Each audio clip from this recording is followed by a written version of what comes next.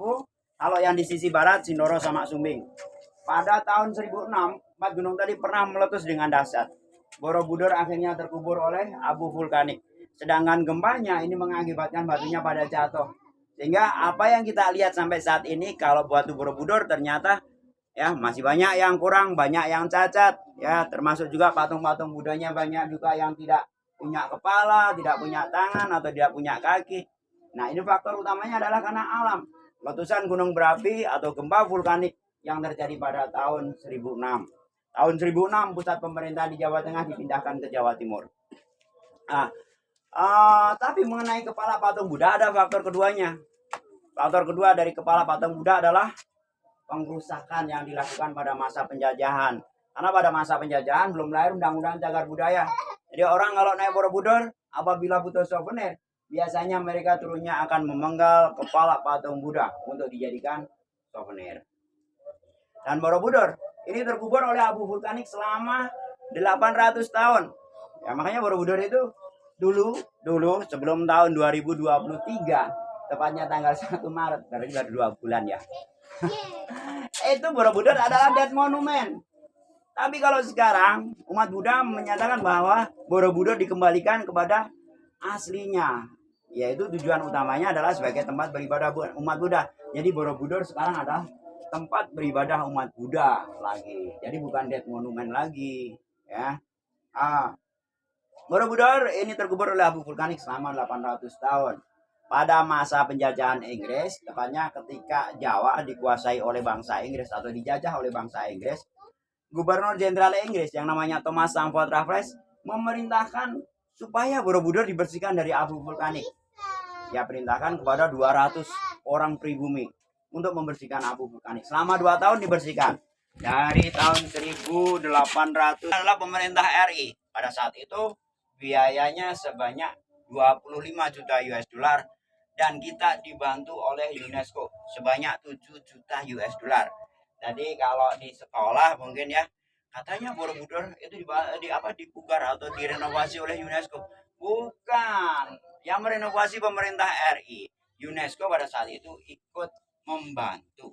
Sifatnya adalah membantu ya, bukan merenovasi. Borobudur kalau secara geografis berada di desa Borobudur, berada di kecamatan Borobudur, berada di Kabupaten Magelang. Ya, dengan tinggi bangunan 35 meter, panjang 123 meter, lebar 123 meter, mempunyai 10 tingkat, mempunyai 9 lantai, mempunyai relief yang kalau dibentang panjangnya 3,5 km. Relief tadi terdiri dari cerita-cerita Buddha semuanya, diambil dari kitab-kitab Buddha. Dari bawah namanya adalah Karma Vibhanga, Jataka, Awadana, Lalita Wistara, Ganda Vyuha, Badracari. Jadi ada 6 kitab yang dipahatkan di relief Borobudur, di dinding Borobudur.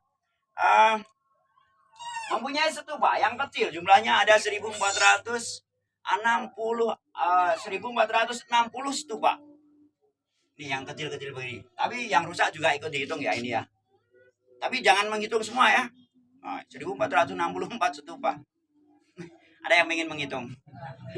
Terima kasih, Pak.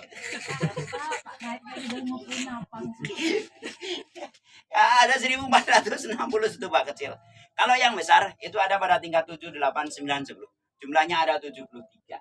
Ya. Yang besar itu ada pada tingkat 7, 8, 9, 10. Kalau tingkat 1 sampai 6 ini jumlahnya 1460. Kalau reliefnya jumlahnya yang bercerita 1464.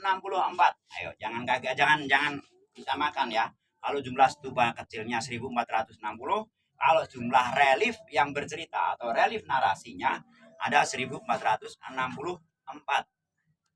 Yang dekoratif jumlahnya ada 1212 figura.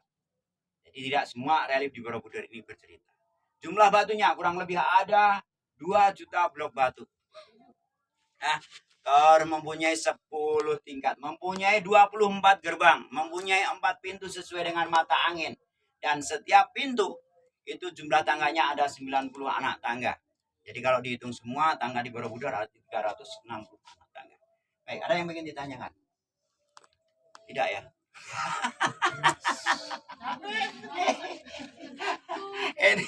ini saja cerita tapi malah kayaknya agak ngantuk gitu ya. Hari habis dari panas kena dingin gitu Pak. Aduh enak banget. Jadi pengen tidur. Gunadarma ini secara kisah legenda.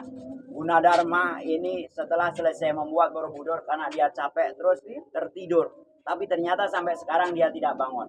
Nah, untuk itu kalau kita melihat pegunungan Menora di sebelah selatan kita, ini bentuknya seperti orang yang sedang tidur.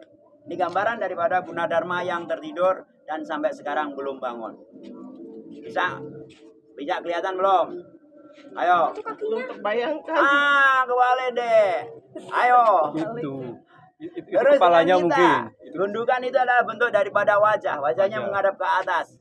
Jadi itu cekungan itu turun leher ke kanan ya, agak naik dada.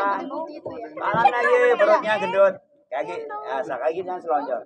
Saya tidak tahu karena saya kebetulan yang di bawah juga agak gemuk-gemuk juga.